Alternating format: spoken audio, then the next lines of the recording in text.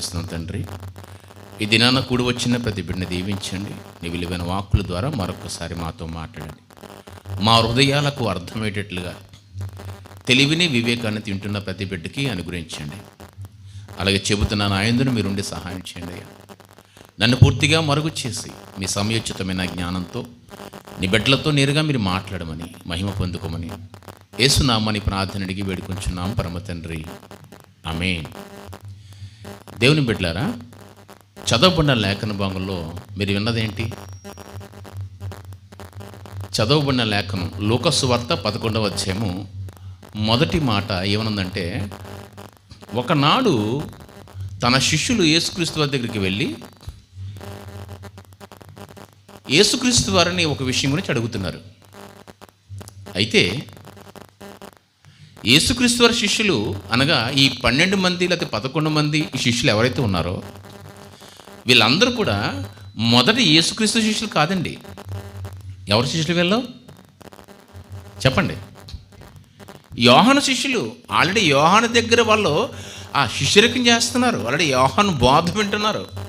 కానీ యేసుక్రీస్తు వారు రాగానే యోహాను గారు తగ్గించుకుని అన్నాడు, నా వెనక వచ్చేవాడు నాకన్నా గొప్పవాడు, ఆయన చెప్పుల వారిని కూడా విప్పడానికి సరిపోను, కాబట్టి నేను తగ్గవలసి ఉంది, ఆయన హెచ్చవలసి ఉంది అని తన శిష్యులందరినీ కూడా ఆయన దగ్గరికి పంపించాడండి. అంత సహృదయం కలిగిన వాడు.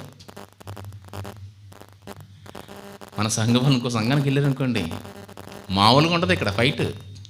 ఎందుకంటే ఇక్కడ వాళ్ళు అక్కడికి వెళ్ళకూడదు, అక్కడ వాళ్ళు ఇక్కడికి రాకూడదు. ఏమండి, వాక్యం ఎక్కడున్నా ఎక్కడికైనా వెళ్ళొచ్చు, దానికి అభ్యంతరం ఉండదు, దానికి ఆటంకపరచకూడదు. ఎంత సహృదయం కలిగి చూడండి యోహాను గారు. ఏమంటాడండి, నేను తగ్గవలసి ఉంది, ఆయన హెచ్చవలసి ఉంది. ఎవడైనా ఒక సేవ పరిచయం చేస్తాడంటే అది దేవుని కృప లేకుండా అది జరగదు అంటాడండి. దేవుడు తోడుగా ఉంటే కానీ అది సాధ్యం కాదు అన్నాడండి. యోహాను అలా తగ్గించుకున్నాడు. అలా యోహాను దగ్గర నుంచి వచ్చినటువంటి శిష్యుల్లో కొంతమంది శిష్యులు యేసుక్రీస్తు వారి దగ్గర ఉన్నారు కనుక వాళ్ళు అంటున్నారు, అయ్యా ప్రభువా, ఒక విషయం అడుగుతాను. యోహాను గారు తన శిష్యులకి మాకు నేర్పిన ప్రార్థన ఎలాగైతే ఉందో తన శిష్యులకు నేర్పాడు ఒకసారి. అలాంటి ప్రార్థన మాకు నేర్పొచ్చు కదా అని అడిగాడు యేసుక్రీస్తు వారిని. యేసుక్రీస్తు వారు అయితే తను సాయంత్రం అయ్యేసరికి ఆ ఒలీవల కొండకి వెళ్ళిపోయి గెత్సేమనే ప్రాంతంలో తోటలో ఆయన ప్రార్థన చేసుకుంటున్నాడు ప్రతిరోజును. కానీ వీళ్ళకి ఎలా ప్రార్థన చేయాలో అర్థం కావట్లేదు. కారణం ఏంటంటే ప్రార్థన చేస్తున్నారు కానీ చెప్పండి అర్థం కావట్లేదు అంటే అన్న అప్పీల ఎందుకు వచ్చిందంటే కారణం ఏంటి చెప్పండి? ప్రార్థన పని అవ్వట్లేదు వీళ్ళ దగ్గర.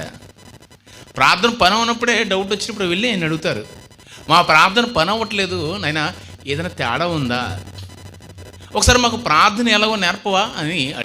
ఆయన మీరు ప్రార్థన చేయనప్పుడు తండ్రి నీ నామము పరిశుద్ధపరచబడునుగాక, చాలా ఒకసారి ఆపండి. వాళ్ళు ఏమడిగారు? ప్రార్థన నేర్పమని అడిగారు, చేయమని కాదు. ఏమని? నేర్పమని అడిగారు. అయితే మీరు ఇలాగ ప్రార్థన చేయండి, ఈయన ఏం చేస్తున్నాడు? నేర్పిస్తున్నాడు. ఈ ప్రార్థన మీకు కంప్లీట్గా ఎక్కడ ఉంటుంది చెప్పండి? ఇంకా పూర్తిగా లోక సువార్తలో కొంచెం అటుదిటిగా ఉంది, పూర్తిగా లేదు, వివరణగా లేదు. మత్తయి సువార్తలో చాలా క్లియర్గా ఉంటుంది. ఒకసారి చదువుదాం. మత్తయి సువార్త 6వ అధ్యాయము, మత్తయి సువార్త 6వ అధ్యాయము 9 నుంచి. మత్తయి సువార్త 6వ అధ్యాయము 9 నుంచి. కాబట్టి మీరు ఇలాగూ ప్రార్థన చేయుడి అంటే ఈయన నేర్పిస్తున్నాడండి ప్రార్థన. ఆయన ఆల్రెడీ చేస్తున్నాడు. ఆయన చేస్తుందే నేర్పిస్తాడా లేకపోతే మరొకటి కొత్తది నేర్పిస్తాడా? చేస్తుందే నేర్పిస్తాడు. కాబట్టి మీరు ఇలాగూ ప్రార్థన చేయడం చెప్పి మొట్టమొదటి ఏమన్నాడు? పరలోకమందున్న మా తండ్రి, నీ నామము పరిశుద్ధపరచబడిన కానీ రాజ్యం వచ్చును గాక, నీ చిత్తము పరమందు నెరవేర్చబడినట్లుగా భూమి యందు నెరవేరబడును గాక. మా అనుదిన ఆహారము నేడు మాకు దయచేయండి, మా రుణస్థులను మేము క్షమించిన ప్రకారము మా రుణములను మమ్మల్ని శోధన నుంచి తేక దుష్టు నుంచి కాపాడండి, తప్పించుము. ఏమండి గమనించండి, ఇక్కడ ప్రార్థన నేర్పిస్తున్నాడు ఆయన కదా. ప్రార్థన నేర్పిస్తున్నాడు. ప్రార్థన నేర్పించినప్పుడు ఎన్ని విషయాలు ఒక నేర్పించాడు చూడండి ఒకసారి. ఓకే, మొత్తం ఏంటంటే 7 విషయాలు. 7 విషయాలు ఆయన కరెక్ట్గా చెప్పాడు. అంటే ప్రార్థనలో విస్తారమైన విషయాలు ఉంటాయి. విస్తారమైన విషయాలు విస్తారంగా ప్రార్థన చేయమంటే మనం తెల్లవారులు ప్రార్థన చేస్తాం, అవునా కదా చెప్పండి? తెల్లవారులు ప్రార్థన చేస్తాం, ఎన్నో మాట్లాడతాం. కానీ యేసుక్రీస్తు వారు ఏమన్నాడంటే, కానీ 7 సరిపోతాయని కుదించాడా? ఇంకా ఆయన ప్రార్థన చేయమంటాడు, ఎక్స్ట్రాగా బ్యాలెన్స్ ఉందన్నాడా?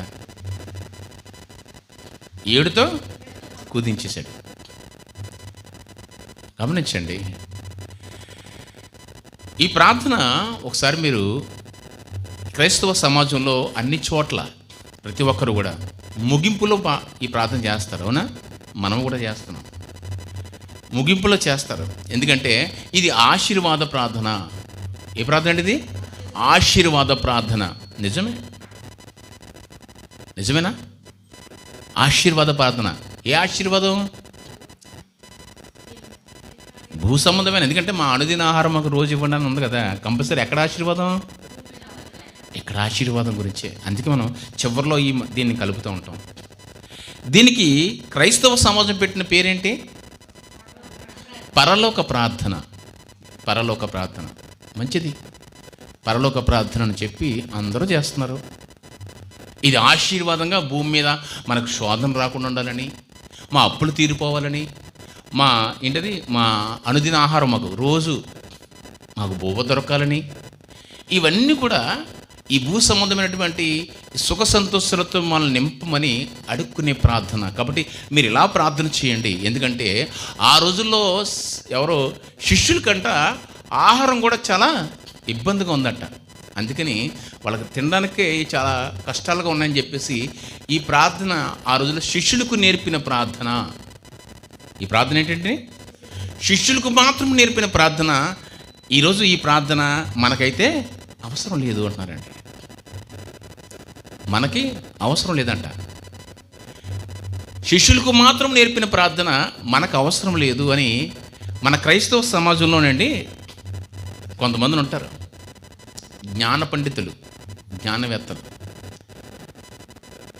వీళ్ళకి ఎప్పుడు కూడా ఇది తప్పు, అది తప్పు, ఇది కరెక్టా, ఈ సిద్ధాంతం కరెక్ట్ అని ఇప్పుడు సిద్ధాంతాల గురించి లేకపోతే ఒక విధానాల గురించి పోరాటం చేస్తారు తప్పించి, కానీ అందరూ క్రైస్తవులే, అందరూ సహోదరునటువంటి సాటి సహోదరుని కూడా ప్రేమించినటువంటి తత్వం ఇది. అలాంటి పెద్ద సంస్థ ఒకటి ఉంది. ఆ సంస్థలో నుంచి కొమ్మలు, రెమ్మలు, తర్వాత ఆకులుగా కొన్ని సంస్థలు ఉన్నాయి. వాటిలో ఈ ప్రార్థనని, పరలోక ప్రార్థనని చెయ్యకూడదు. ఎందుకంటే శిష్యులకు నేర్పిన ప్రార్థన నేర్చేసుకున్న తర్వాత మరలా ఎందుకు నేర్చుకోవడం? ఒకసారి నేర్చేసుకున్న తర్వాత మరలా ఎందుకు నేర్చుకోవడం? అలాగని పరలోక ప్రార్థన చెయ్యండి అని చెప్పి అపోస్తలు కానీ శిష్యులు కానీ యేసుక్రీస్తు వారు చెప్పేసిన తర్వాత మరలా ఎప్పుడు కూడా చెయ్యలేదు అని వాళ్ళే చెప్తారు. ఎవరు? ఈ జ్ఞానవేత్తలు, జ్ఞాన పండితులు. ఒక విషయం మీరు గమనించండి, యేసుక్రీస్తు వారి మాటలు ఆయన చాలా తక్కువ మాట్లాడండి, తెలుసా? ఆయన జీవితకాలంలో మాట్లాడింది చాలా తక్కువ, బ్రతికింది ఎక్కువ అంటారు, అవునా కదా? ఆయన జీవితాన్ని బాగా కనబరిచాడు, మాటలు తక్కువ. ఎందుకంటే మనం మాటలకు ఎక్కువ విలువిస్తాం కానీ బ్రతుకులో చూపించాం. కానీ అలా కదా, బ్రతికి చూపించాడు ఆయన. అందుకే నాలా బ్రతకండి, క్రీస్తును పోలి నడుచుకోనట్టుగా ఆయన సగౌరవంగా చెప్పాడు, ఆయన చెప్పగలిగాడు యేసుక్రీస్తు వారు. కాబట్టి తక్కువ మాట్లాడిన ఆ మాటల్లో, తక్కువ మాట్లాడడం అంటే మరలాగని ఆయన ఉన్నతకాలంలో వాక్య ప్రకటన చేయలేదు అనకండి. తక్కువ అంటే లైఫ్ స్పాన్తో మనకు పోల్చి చెప్తున్నాను. మనకి ఎన్ని సంవత్సరాలు వచ్చాయి? 40, 50 దాట్లు కూడా చాలా పెద్దవాళ్ళు కూడా ఉన్నారా లేదా? మన విశ్వాసం పొందుకుని లేదా రక్షణ పొందుకుని ఒక 20-30 సంవత్సరాలు కూడా దాటిన వాళ్ళు ఉన్నారా? రక్షణ పొందుకున్న దగ్గర నుంచి 20-30 సంవత్సరాలు అంటే అంతకుముందు ఇంకా దేవుడి మాటలు వినబడుతుంటే అప్పుడు కూడా విన్నారు. రక్షణ అంటే పొందుకునే తప్పించి కానీ. అంటే కొన్ని 10 సంవత్సరాల నుంచి మీరు వాక్యాన్ని వింటున్నారు, అవసరమైతే ప్రకటించేవారైతే వాక్యాన్ని కూడా ప్రకటిస్తున్నారు, దేవుడి గురించి మాట్లాడుతున్నారు. ఇటు 20-30 సంవత్సరాలు మాట్లాడుతున్నారు. ఆయన ఎంతకాలం మాట్లాడండి? 3.5 సంవత్సరాలు. ఎందుకంటే సువార్త పరిచర్య ఆయన బాప్తిసం తీసుకున్న దగ్గర నుంచి 3.5 సంవత్సరాలు మాత్రమే ప్రకటించాడు, మాట్లాడాడు. అంటే లెక్కేసుకోండి, తక్కువ మాట్లాడాడు ఎక్కువ మాట్లాడాడు మనకన్నాను? తక్కువ. ఆ ఉద్దేశం చెప్తున్నాను. అంతేగాని ఆయన తక్కువ మాట్లాడని చెప్పేసి మీరు ఎవరో ప్రకటన చేయకండి అనకండి. అర్థమవుతుందా? మనతో పోల్చుకుంటే ఆయన తక్కువ మాట్లాడాడు, ఎక్కువ బ్రతికాడు. బ్రతుకులో చూపించాడు తన దైవత్వాన్ని. అయితే తక్కువ మాట్లాడిన మాటలు ఖచ్చితంగా చాలా ఇంపార్టెంట్ మాటలు. ఎందుకంటే నా స్పాన్ తక్కువ, నా లైఫ్ తక్కువ, నా మాటలు తక్కువ ఉన్నప్పుడు తక్కువ మాటలు మాట్లాడేవాడు ఎప్పుడు కూడా విలువైన మాటలు మాట్లాడతారా, వ్యర్థమైన మాటలు మాట్లాడతారా చెప్పండి? చాలా విలువైన మాటలు మాట్లాడతారు. కొంతమంది చూడండి, ఎప్పుడు మౌనంగా ఉంటాడు రా అంటాడు, మాట్లాడితే మాత్రం గుండెలు తెగిపోతాయి వీడు మాట్లాడితే అంటారు. అవునా కదా? కొంతమంది అలాంటి వాళ్ళు ఉంటారు. అనవసరంగా మాట్లాడతారు, కానీ మాట్లాడంటే కరెక్ట్గా మాట్లాడతారు, కరెక్ట్గా గుచ్చిపోద్దనట. అలా ఉంటారు మాటలు. అలా ఈయన తక్కువ మాట్లాడి యథార్థవంతుడు కాబట్టి ఖచ్చితంగా ఈయన మాటల ప్రతి మాట విలువైనదే. ఇప్పుడు ఈ ప్రార్థన మీరు ఎలాగో చేయండి అని ఒక 7 విషయాలు మనకు తెలియజేశాడు కదా, 7 అంశాలు. ఇప్పుడు ఈ ప్రార్థన చెల్లుబాటు కాదు, ఎక్స్పైర్ అయిపోయింది, ఇది పనిచేయదు అని ఈ జ్ఞాన పండితులు జ్ఞానవేత్తలు అంటున్నారు కదా. ఇప్పుడు యేసుక్రీస్తు ఎవరిని ఏ మాటలు ఇప్పుడు తీసేనే ప్రయత్నం చేస్తున్నారు వీళ్ళు చెప్పండి? సాక్షాత్తు యేసుక్రీస్తు వారి మాటలనే పక్కన పెట్టడానికి ప్రయత్నం చేస్తున్నారు. వీళ్ళకి అర్థమవుతుందా ఏం చేస్తున్నారో, ఏం మాట్లాడుతున్నారో? మీ జ్ఞానాన్ని కాస్త పండిస్తూ సహోదరుల మధ్య ఐక్యత లేకుండా, సహవాసము లేకుండా మీరు ఎవరు తృణీకరిస్తున్నారంటే సహోదరులు మాత్రమే కాదు, సాక్షాత్తు యేసుక్రీస్తు వారి మాటలనే తృణీకరించే రీతిలోకి మీ జ్ఞాన పరిశీలన వెళ్ళిపోతుందనే విషయం అర్థం చేసుకోవాలి. ఎందుకంటే ఈ మాట ఎందుకు చెప్తున్నానంటే, యేసుక్రీస్తు వారు సాక్షాత్ అన్నాడు, నా మాటలు ఆకాశమును భూమి గతించిపోతాయేమో కానీ నా మాటలు ఎల్లప్పుడూ గతించవనండి. అందులో ఈ మాటలు ఉన్నాయా చెప్పండి? ఉన్నాయి కదా. ఒకవేళ సరే కొన్ని మాటలు కొన్ని మనం హైడ్ చేయొచ్చు అని అనుకుంటే ఆయన అంటాడు, ప్రతి అక్షరం కూడా పోవడానికి వీలేదనండి. ఏంటన్నాడు?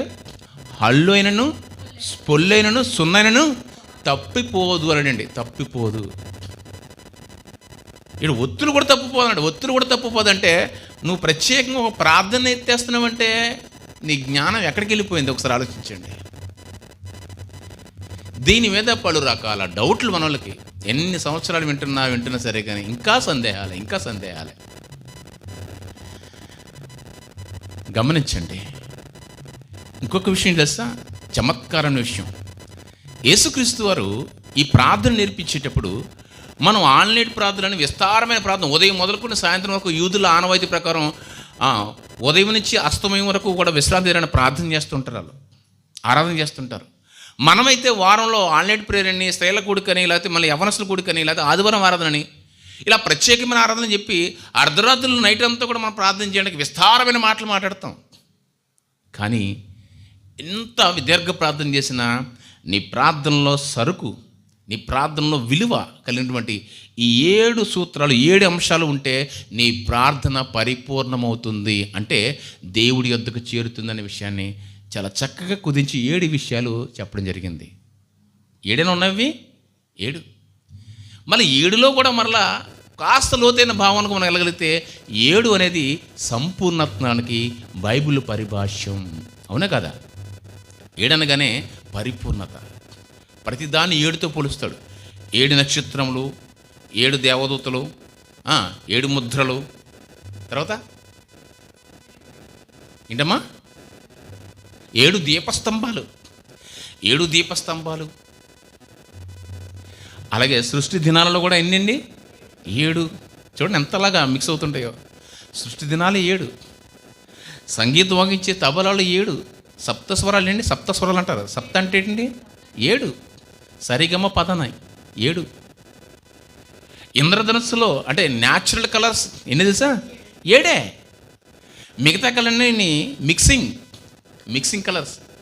ఎంత చక్కగా ఆయన 7 ఎందుకు పెట్టాడంటే ఈ సృష్టికి పరిపూర్ణమైన అందాన్ని ఇచ్చేది. ఒక రంగుల్లో అందం ఇచ్చేదంటే 7 కలర్సేనా ఆయన, దానికి మించిన అందం లేదంటే ఆ 7. ఒక కాలమానానికి లెక్క 7 దినాలు సరిపోతాయంటే అది 7. నువ్వు ఎంత అనగా వెళ్ళిపో, సంవత్సరాలు వెళ్ళిపో, లేకపోతే లక్షల సంవత్సరాలు, కోట్ల సంవత్సరాలు లెక్కెట్టుకో, అందులో కూడా మళ్ళీ 7 దినాలనే లెక్క పెట్టాలి. ఇలా ఏడు ఏడు ఏడు ఏడు మాట్లాడుతూ 7 సృష్టి కార్యక్రమంలో ఆయన సంపూర్ణత్వానికి గుర్తు. అందుకే నీ ప్రార్థన పరిపూర్ణం కావాలంటే, నీ ప్రార్థన పరిపూర్ణమైన దేవుడు అంగీకరించే ప్రార్థన కావాలంటే ఈ 7 అంశాలు మిళితూ ఉంటే సరిపోతుందయ్యా. మీరు నేర్పమని అడిగారు కదా, నేను నేర్పిస్తున్నాను, నేర్చుకోండి అన్నాడండి. మరొక విషయం, ప్రార్థన చేస్తున్నప్పుడు ఎవరికి చేస్తున్నాం ప్రార్థన? నాకు చేస్తారు మీరు ప్రార్థన? ఎవరికి చేస్తారు? ఎవరండి? దేవుడికి చేస్తారు. దేవుడు ఎక్కడున్నాడు? పరలోకమందు ఉన్నాడు. అవును కదా? యేసుక్రీస్తు వారికి ప్రార్థన చెప్పకముందు, నేర్పించకముందు, అంతకుముందు ప్రార్థన చేశారు ఇశ్రాయేలీయులు? చేశారు కదా. ఎవరికి చేశారు? దేవుడికి చేశారు కదా. తన పితరులు చేశారు. ఆ తర్వాత అంతకుముందు ఉన్నటువంటి దావీదు కాలంలోను, తర్వాత నోవా కాలంలో, మోషే కాలంలోను, అబ్రహాం కాలంలో కూడా ప్రార్థన చేశారు. ఎవరికి చేశారు ప్రార్థన? దేవునికే చేశారా? అతను యేసుక్రీస్తు తర్వాత అపోస్తలు, కానీ అపోస్తల తర్వాత వస్తున్నట్టు ఇప్పుడు వరకు క్రైస్తవులు అందరూ కూడా ఎవరికి చేస్తాం ప్రార్థన? దేవుడికి చేస్తున్నాం. అంటే దేవుడు ఎక్కడున్నాడు? పరలోకమందున్నాడు. అంటే పూర్వకాలమున కూడా ప్రార్థన, క్రీస్తు కాలంలో ప్రార్థన, క్రీస్తు తర్వాత ప్రార్థన, ఇప్పుడు ప్రార్థన ఎవరికి చేస్తున్నాం? దేవునికి చేస్తున్నాం. ఆయన పరలోకమందున్నాడు. కానీ ఈ ప్రార్థన మాత్రమే పరలోకానికి వెళ్ళే ప్రార్థన ఎవరు పెట్టారు? దీన్ని చదవండి ఒకసారి. 9వ వచనం చదవండి. 9వ వచనం చదవండి. మీరు ఇలాగూ ప్రార్థన చేయండి అని చెప్పి పరలోకమందు మాత్రమే మొదటి మాట చెప్పాడు కదా. ఆ మొదటి మాటకు ముందు ఏం చెప్పాడు? మీరు ఇలాగూ ప్రార్థన చేయండి అన్నాడా? ఇలాగూ పరలోక ప్రార్థన చేయండి అన్నాడా? పరలోక ప్రార్థన అని పెట్టింది ఎవరో చెప్పండి. మీ అయ్యగారు అనకండి. మీ అయ్యగారికి ముందు ఇంకో అయ్యగారు పెట్టారు, ఆ అయ్యగారికి ముందు ఇంకొక అయ్యగారు పెట్టారు, ఆ అయ్యగారికి ముందు ఒక పెద్ద సంస్థ పెట్టింది. ఏమనంటే పరలోక ప్రార్థన అని. అసలు ప్రతి ప్రార్థన క్రీస్తు కాలం కానీ, క్రీస్తు ముందు కానీ, క్రీస్తు తర్వాత కానీ, ఎప్పటికి కానీ మనం ప్రతి ప్రార్థన దేవుడికి చేస్తున్నాం. దేవుడు పరలోకమందు ఉన్నాడు. ఎప్పటికైనా మనం ప్రార్థన చేస్తుంది పరలోకానికే చేస్తాం. ప్రత్యేకంగా ఈ ప్రార్థన పరలోక ప్రార్థన ఏంటి? అర్థమవుతుందా? ఇది అనడమే కాకుండా మరలా అనడమే ఒక తప్పు అనుకుంటే మరలా దీన్ని మళ్ళీ ఎత్తివేయడం, అంటే పక్కకు తీసేయడం, ఇదంతా విడ్డూరం చెప్పండి. ఇది లేదు. ఇది శిష్యుల ప్రార్థన, శిష్యులకు నేర్పించిన ప్రార్థన. ఇప్పుడు మనం అందరం శిష్యులం కాదు, క్రైస్తవులము. ఎవరండి మనం క్రైస్తవులము, శిష్యులు కాదంట. అంటే అపోస్తలం కాదు, మనం ఆయన శిష్యులం కాదంట. అవునా? మన శిష్యులు కాదా? 28వ అధ్యాయం మత్తయి సువార్త, మత్తయి సువార్త 28వ అధ్యాయం చివరి మాటలో చూడండి. చివరి మాటలో మీరు వెళ్ళి సమస్త జనమునకు చదవండి, పాస్కు తీయాలి.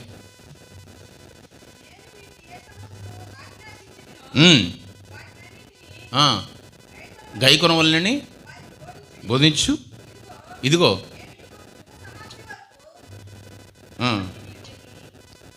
మీరు వెళ్ళి సమస్త జనులకును శిష్యులుగా చేయడు. ఎవరినండి? సమస్త జనులను చెప్పండి శిష్యులుగా చేయండి. సమస్త జనులు అంటే శిష్యులా? అంటే అపోస్తులా? చెప్పండి. అంటే కువైట్లో ఉన్న మనం మాత్రమేనా? భూమి మీద ఉన్న 6 నెలలు ఉన్న ప్రతి మనిషిని కూడా ఏం చేయమంటున్నాడు? శిష్యులుగా చేయండి. శిష్యులుగా చేయడం అంటే అర్థం ఏంటి? ఎలా చేయాలంటే అక్కడ కూడా హింట్ ఇస్తాను చూడండి. హింట్ ఎలా చేయాలంటే శిష్యులుగా చేయడం చదవండి.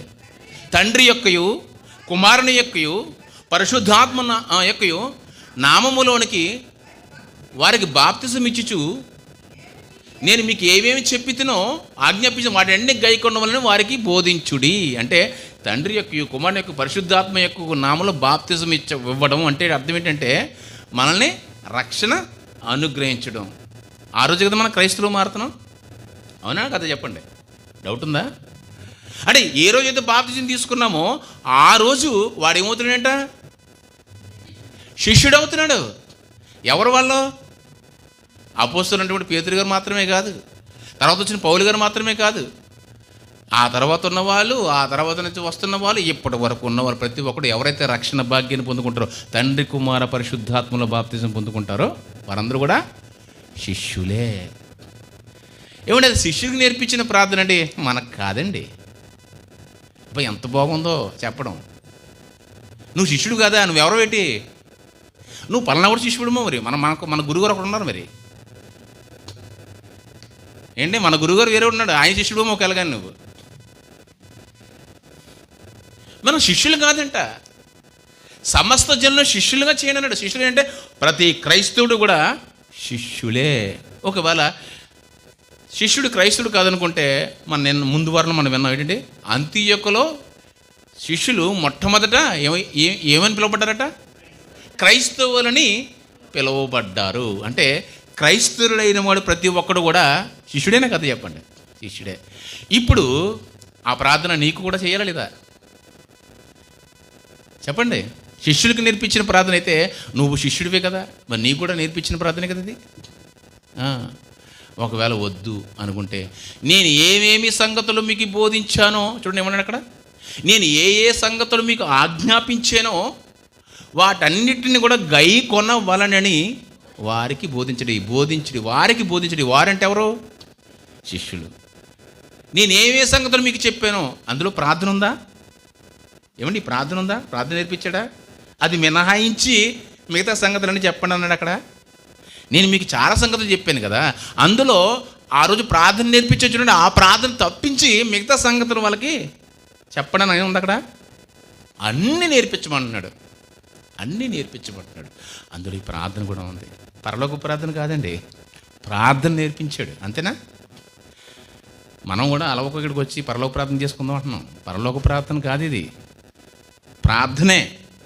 ఏ ప్రార్థన అంటే అంతకుముందు ఉంది ప్రార్థన, అప్పుడు ఉంది ప్రార్థన, తర్వాత కూడా ఉంది ప్రార్థన. కానీ ఆ ప్రార్థన కాదు, కానీ క్రీస్తు నేర్పిన, చెప్పండి, ప్రార్థన. యేసుక్రీస్తు వారు నేర్పించిన ప్రార్థన. దీని టైటిల్ చెప్పాలంటే ఏ ప్రార్థన అంటే, క్రీస్తు నేర్పించిన ప్రార్థన. ఏమండి, మీకు లోకంలో గురువులు ఎవరు ఉండొద్దు అన్నాడండి, అన్నాడా, నేనే మీ గురువుని అంటాడు. లోకంలో మీరు బోధకుల్ని ఏర్పాటు చేసుకోకండి, నేనే మీకు బోధకుడిని. ఎందుకంటే ఆయన అల్టిమేట్ గురువు అండి, అల్టిమేట్ బోధకుడైన ఒకే ఒక్క బోధకుడు ఆయన యేసుక్రీస్తు అంటాడు. ఒకే ఒక గురువు ఆయనే క్రీస్తు.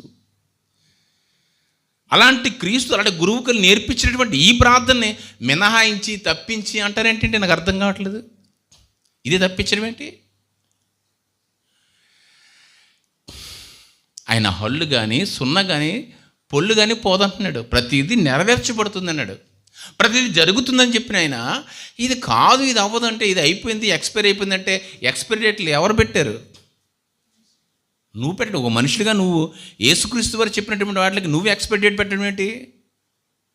ఎవరో ఒక పెద్ద సంస్థ వాళ్ళు పెట్టారట, దాన్ని చలములో కొలములుగా ఈరోజు కూడా మనం దాన్ని కొనసాగిస్తూ ఇది చెయ్యకూడదు, ఇది అయిపోయింది. ఎక్కడొచ్చిందయ్యా తంట అంటే, మధ్యలో 2 వచనాలు ఉన్నాయి. 2 వచనాలు ఏంటంటే, మా అనుదిన ఆహారం మాకు అనుగ్రహించమన్నది ఒకటిని, తర్వాత నీ రాజ్యము వచ్చునుగాక అంటే 2 విషయాల దగ్గర అంట. రాజ్యము యేసుక్రీస్తు వారి శిష్యులతో రాజ్యం వచ్చేసిందట. శిష్యులతో 12 మందితో ఆయన రాజ్యాన్ని స్థాపించేశాడట. ఆ 12 మంది 70 అయ్యారు, 70, 120 కాస్త పెందుకొచ్చి దినాన్న 3000 మందిగా, తర్వాత 5000 మందిగా ఇలా ఏర్పాటు చేయబడ్డారు. వాళ్ళే సంఘము. సంఘం అనగా రాజ్యము. ఆ రాజ్యమే పరలోక రాజ్యము. ఆయన స్థాపించేశాడు. కాబట్టి మరలా రాజ్యం వచ్చినగాక అని ప్రార్థన చేయడం విడ్డూరము కదా, ఇది అవసరము లేదు అని కొంతమంది వేద పండితులు, జ్ఞాన పండితులు దీన్ని తప్పించడానికి ప్రయత్నం చేయడంలో ఇలా దీనికి పరలోక ప్రార్థన ఒక టైటిల్ ఇచ్చారు. అదొకటి కారణం. రెండోది ఏంటంటే, మనం ఇక్కడ మన కుటుంబ భారం నిమిత్తం, మన పోషణ నిమిత్తం కువైట్ దేశానికి వచ్చాం. నెలకి జీతం తీసుకుంటున్నాం. జీతం తీసుకున్న నెలకు సరిపడా సరుకులు కొనేసుకుంటున్నాం లేదా? ఇంట్లో ఉంటాయి, ఆల్రెడీని ఇంట్లో ఉంటాయి. ఇక్కడికి వచ్చి ప్రతి ఆదివారం వచ్చి మా అనుదిన ఆహారం మాకు నేడు దయచేనుగాక అని అడగడం ఎంత విడ్డూరంగా ఉంది. కాబట్టి ఇది జరిగిపోయిన విషయంలో అలా అడగడం కరెక్ట్ కాదు. అది నేర్పించే ప్రార్థన కాబట్టి ఈ ప్రార్థన చెల్లదు అని వాళ్ళు ఇచ్చిన భాష్యం అండి, నేను చెప్పట్లేదు, వాళ్ళు చెప్పిన భాష్యం ఇది. బాగుంది. యేసుక్రీస్తు వారు వచ్చి ఈ భూ సంబంధమైన లోకం గురించి, భూ సంబంధమైనటువంటి వాటి గురించి, లేకపోతే ఈ లోకంలో మీరు సుఖ సంతోషాల గురించి పాటుపడండి, ప్రయాసపడండి అని చెప్పాడా? లేకపోతే పరసంబంధమైన వాటి గురించి ప్రయాసపడమని చెప్పాడా? ప్రతి మాట కూడా దాని గురించే. ఎందుకంటే దాని గురించి వెతకండి, ఇవి మీకు వస్తాయి. 6:33 వచ్చిన చదవను. 6:33 మత్తయి సువార్త. కాబట్టి ఆయన రాజ్యమును, ఆయన నీతిని మొదట వెతకండి. ఆయన రాజ్యాన్ని వెతకండి, ఆయన నీతిని వెతకండి. ఇది పరసంబంధమైనవి, ఇది భూ సంబంధమైనవి కాదు. అప్పుడు మీకు అన్నీ కూడా అనుగ్రహించబడతాయి. ఏదంటాడా? పైన ఉంటుంది చూడు, మీకు ఏం అక్కరకలదో పైన చదవండి. ఇంకాను దానిపైన ఏమి తిందుమో అని ఆహారము కొరకని, కాబట్టి ఏమి తిందుమో, ఏమి త్రాగుదుమో, ఏమి ధరించుకుందామని చింతింపకడి, ఇది అన్ని జనులు వీటన్నిటి విషయమే విచారింతురు. ఇవ్వండి, మీకు ఏం కావాలని అన్నికి ముందరే తెలుసంట, తండ్రికి తెలియను. ఇదిగో మీరు మొదట ఆయన నీతినే, రాజ్యాన్ని వెతుకుడి. ఏమి తిందుమో, ఏమి త్రాగుదుమో, ఏమి ధరించుకుందామో, ఇవన్నీ ఎక్కడండి? పరలోకంలోనే. ఇక్కడ వాటి గురించి పరుగులు పెట్టండి అన్నాడా? వాటి గురించి వెంటాడండి, జాబులు చేసుకోండి, లేదా కష్టపడండి, అన్నీ చేసుకోండి అని అన్నాడు ఆయన. మొదట మీరు ఏ పని చేసినా సరే కానీ చేసుకోండి, కానీ మీ ధ్యాస అంతా దేని మీద ఉండాలి? ఆయన రాజ్యం మీదను, ఆయన నీతి మీదను. ఆయన నీతి గల రాజ్యం మీద మీ ఉద్దేశం ఉండాలి. అది పరసంబంధమైనది. దాని మీద ఉంటే ఇవి తాత్కాలికం. 60, 70, 80 సంవత్సరాలు ఉండేటువంటి జీవితం చాలా చిన్న జీవితం అండి. ఈ చిన్న జీవితానికి ఆయన ఎందుకు చూడలేడు? శాశ్వత కాలం గురించి మీరు చూడండి, శాశ్వత కాలం లోకం గురించి చూడండి, శాశ్వతమైన జీవితం గురించి చూడండి. ఈ జీవితం నిష్ప్రయోజనమైనది అన్నాడా?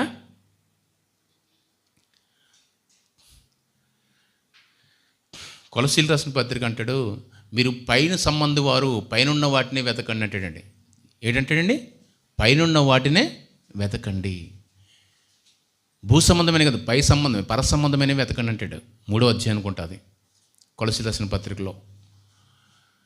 అలాగే భూమి మీద మీకు చిమట వేస్తాయి, తుప్పు పడతాయి, దొంగలు దాన్ని వచ్చి కన్నం వేస్తారు, కానీ పరసంబంధమైన ధనము కానీ ఆస్తి కానీ ఎవడు మీ దగ్గర నుంచి దొంగిలింప లేడు. అంటే నేను చెప్పిన ప్రతీది కూడా పరసంబంధమైన గురించి, పరలోక సంబంధమైన గురించి. అంటే పరసంబంధమైనది ఇప్పుడు కూడా ఆత్మ సంబంధమైన, దృశ్యమైనది కాదు, అది అదృశ్యమైనది. అలా అదృశ్యమైనటువంటి ఆ నీతి రాజ్యం ఉన్నటువంటి సూత్రాల గురించి చెప్తున్నాడు. ఇంచుమించుగా అలాంటి విషయానికి సంబంధించిందే కదా అనుకోవచ్చు కదండి. నీ ఇంట్లో రేషన్ గురించి ఎందుకు అనుకుంటున్నావు దీన్ని? అయితే 12 మంది 13 మంది, ఒక 1000 మంది శిష్యులతో ఏర్పడిపోయిన సంఘం మాత్రమే అనుకుంటున్నాడు దేవుని సంఘం అంటే. వాళ్ళైనా సంఘం అంటే, వాళ్ళైనా రాజ్యం అంటే.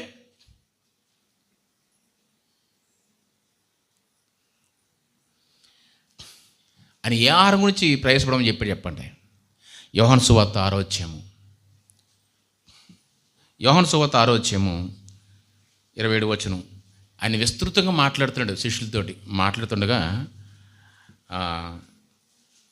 ఆయన ఈ భూ సంబంధమైన ఆహారం కోసం మీరు ప్రయాసపడకండి, కానీ పరసంబంధమైన ఆహారం కోసం, నిత్య జీవాన్ని ఇస్తుంది ఆహారం గురించి ప్రయాసపడండి. క్షయమైన ఆహారము కొరకు కష్టపడకుడి, కానీ నిత్య జీవము కలుగు చేయు అక్షయమైన ఆహారం కొరకే కష్టపడుడి. ఏమంటే యేసుక్రీస్తు మాట. ఎక్కడ చూసినా సరే కానీ భూ సంబంధం విషయంలో మీరు పరిగెత్తులు పెట్టండి, భూ సంబంధం విషయంలో మీరు ప్రయాసపడండి అన్న మాటలు ఎక్కడైనా వస్తున్నాయానికి?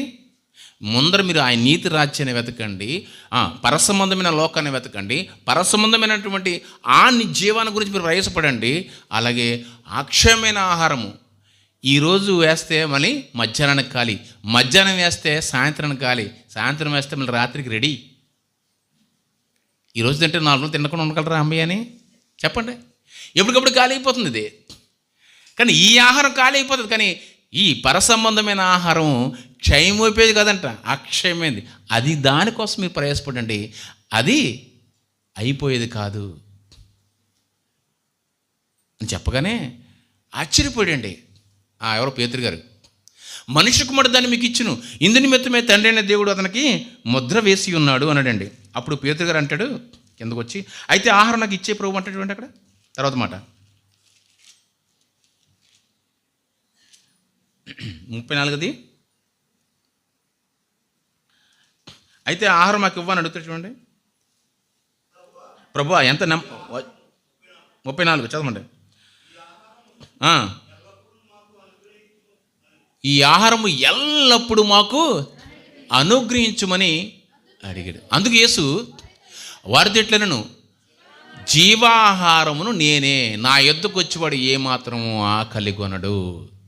ఏమండి, ఏదైతే చెప్పాడో వాళ్ళకి అర్థమైంది. ఎవరికి? అపోస్తులకు అర్థమైంది. ప్రభువా, అయితే ఎప్పటికప్పుడు ఖాళీ అయిపోయి ఆహారం మాకు వద్దు, కానీ ఎల్లప్పుడు మా దగ్గర ఉండడానికి ఆ అక్షయమైన ఆహారం ఏదైతే ఇచ్చే, మాకు పాడే పని చెడు పని నిత్యజీవమైన ఆహారం మాకు ఇచ్చేయని పేతురు గారికి అర్థమైంది. మరి ఈ జ్ఞాన పండితులకు ఎందుకు అర్థం కావట్లేదు? అర్థం కాలేదు. అది భూ సంబంధమైన ఖాళీ అయిపోయే ఆహారమే అని వీళ్ళు అనుకుంటున్నారు. కానీ అపోస్తులైన శిష్యులు ఏ శిష్యులకైతే చెప్పి నేర్పించాడో వాళ్ళకి అర్థమైంది. ఏమని? ఇది అక్షయమైన ఆహారము, అది మాకు ఇచ్చేయని అడుగుతున్నారు. అనగానే నేను ఏమంటానంటే, ఆ ఆహారం ఏమి కాదు, ఆ ఆహారాన్ని ఎవరంట? నేనే. నా యొద్దకు వచ్చినవాడు ఎప్పుడు కూడా ఇంకా ఆకలియదు. జీవాహారం నేనేనంటే ఏ ఆహారం ఏంటది చెప్పండి? జీవాహారము నేనే అన్నాడు. ఏంటది ఆహారము? ఆహారం ఏంటది? వాక్యమే జీవాహారము. వాక్యం. ఇది చెడిపోయినది, ఇది అక్షయమైనది, ఇది క్షయమైపోయేది కాదు. అలాంటి ఆహారము ఆయన అడగమంటున్నాడు, దానికోసం ప్రయాసపడమంటున్నాడు, దీన్నే కోరుకోమంటున్నాడు. ఆ కోరుకోమని చెప్పిన వెంటనే వాళ్ళకి అర్థమైంది, దీన్నే కోరుకోవాలా అని అర్థమైంది. వాళ్ళకి అర్థమైంది, చెప్పినవాడికి అర్థమైంది, చెప్పేవాడికి కూడా అర్థమైంది. కానీ ఇప్పుడు వింటున్న మనకు అర్థం కావట్లేదు. ఇందుకు ఈ ప్రభు ప్రార్థనలో మాకు అనుదిన ఆహారం మాకు అనుగ్రహించమని దేని గురించి అడగమని చెప్పుంటాడు? అయితేనే చెప్పండి. జీవాహారం గురించే కదా? రేషన్ గురించా? ఇంట్లో రేషన్ గురించి అండి. కానీ ఈ స్థానిక సంఘంలో మనం అందరం కూడా ఇప్పటి వరకు, ఇది తెలియనంత వరకు కూడా చివరిలో ఆశీర్వాద ప్రార్థనగా రేషన్ గురించి మనం అడిగాం. ఖచ్చితంగా చెప్పాలంటే అవునా కదా? చెప్పండి. రేషన్ గురించి చెప్తారు వాళ్ళు కూడా, ఇప్పటికీ చెప్తారు. అలాగా వాళ్ళకి అర్థం కాలేదు. పోనీ జ్ఞానం తెలిసిన నీకు, మరి నీకేమైంది? మనకేమైంది? ఇది రేషన్ ఎందుకు అంటున్నావు? అర్థం కాలేదండి. దేవుని బిడ్డలారా, అక్షయమైన ఆహారము వాక్యము, ఇది ఒకరోజు నేర్చుకుంటే అయిపోద్దా చెప్పండి? ఈరోజు మంచి వాక్యం వినేసాను చాలు, జీవితం అంతా నా లైఫ్లో సరిపోద్ది అనుకుంటారా? గడప దాటితే మనం పట్టుకోలేము. మనం వీరులు శూరులు అయిపోతాం. మనం తెలుసు కదా ఈ సన్నిధి దాటేమంటేనే. ప్రతి క్షణము నీకు వాక్యం నీ పక్కన ఉంటే కానీ నువ్వు సెటరేట్ అవ్వలేవు. అలాంటప్పుడు నిత్యము కావాలి కదా నీకు వాక్యం. చచ్చేంత వరకు కావాలి. చచ్చేంత వరకు కావాలంటే మన ప్రతిరోజు మనకి ఇలాంటి కార్యక్రమాలు ఉన్నాయా? ఇది వారానికి ఒకరోజు వస్తున్నాం ఇలాగా, అది 1 గంట. అది కూడా మనం కుర్చీలు కదిలిపోతూ ఉంటాయి. మనకి అటు ఇటు తెగ తిరిగేస్తూ ఉంటాం. అవునా కదా? ఒక పట్టణ కూర్చుని వెళ్ళలేము. మరి అలాంటిది ఒక క్షణము వాక్యం వింటున్నప్పుడే, ఇలాంటి జీవాహారము, ఇలా జీవవాక్యం చెబుతున్నప్పుడే మనకు సెట్టెట్ అవ్వలేకపోతుంటే నువ్వు ఇంటికి వెళ్ళిపోతే ఇంకేసారి కరెక్ట్గా ఉంటావు. నీ పనులు నువ్వు ఎలా కరెక్ట్గా ఉంటావు? అందుకే నీకు నిత్యము ఏం కోరుకోవాలి? నీ సెటరేట్ చేయాలంటే ఏం చేయాలంటే నీ జీవాహారం అంటే వాక్యము ఎప్పుడు కూడా నీకు ఉండాలంటే అది ప్రతి క్షణం నువ్వు కోరుకోవాలి. ఎవరిని కోరుకోవాలి? మీ అన్నయ్య వచ్చేవాడు, మీ ఫ్రెండ్ వచ్చేవారు. రాత్రి ఫోన్లో మాట్లాడుకుంటే జీవాహారాన్ని మాట్లాడుకుంటారు మీరు ఫోన్లోను. తెగ మాట్లాడుకుంటారు జీవవాక్యాన్ని. అవునా కదా?